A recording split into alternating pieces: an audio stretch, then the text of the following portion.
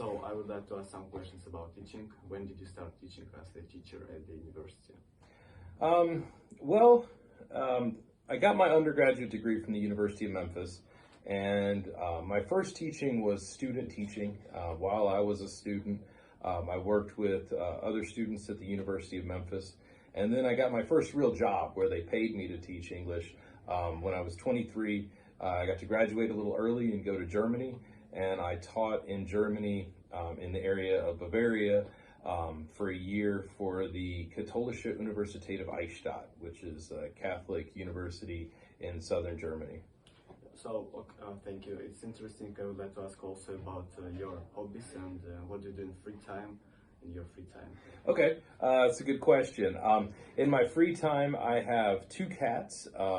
I have a big white cat with blue eyes named Nazar, and I have a little tortoiseshell girl whose name is Kratzy. And I spend a lot of time with my cats. I also enjoy making music. I enjoy playing keyboard and synthesizers. And the cats also seem to enjoy this hobby, so everyone seems to like it when I make noise. And I also play video games. It's something I do for fun. I've done for several years. So I'm a PlayStation fanboy. I mostly play PlayStation, but nothing against Xbox as well, or computer games. Yeah, I agree with you. I also play at home at computer games, and I have two cats and two sisters, younger sister. Yeah, and yeah, I think it's good. Well, I saw also ask about what can you give me some advice for new freshman students at studying English or? Sure. Especially for incoming international students, a couple things that I would give as advice. The first one is to do what you're supposed to do. You know, if they want you to turn in work, if you need to be in class, you know, be in class, turn in your work, do those right things. Because it all gets harder. Everything about being a student gets harder. You know, once the weather gets more difficult, once you know, we start getting snow and rain and difficult times, then it becomes harder to come to class. So you want to develop good habits early, because that way it'll be easier later if things get more difficult.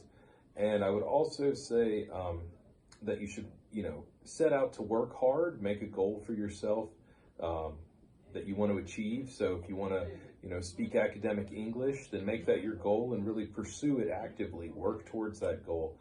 You know, the same way that students set goals for athletics, I think they should set goals for themselves with English as well and work toward that. Also, I would give students the advice that to be patient.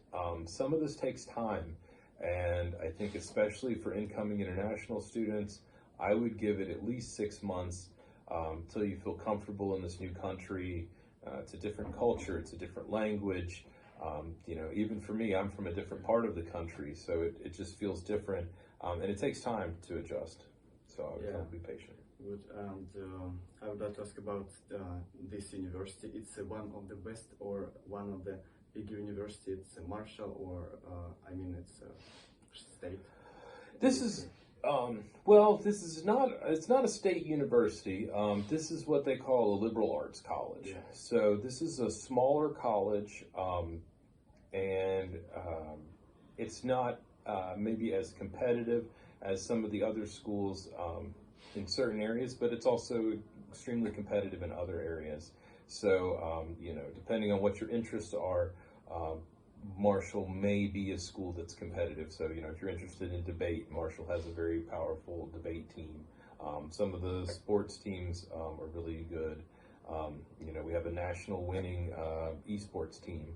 So the esports team won the nationals last year for Call of Duty. So if you're into esports and stuff, this is the best school to be at for that right now. But I think in other ways, you know, it's a very small school, so you know, it's very personalized education, very personalized attention, and even though it may not be so competitive in certain ways, like in rankings or something academically, because it's such a small school, students have access to everything.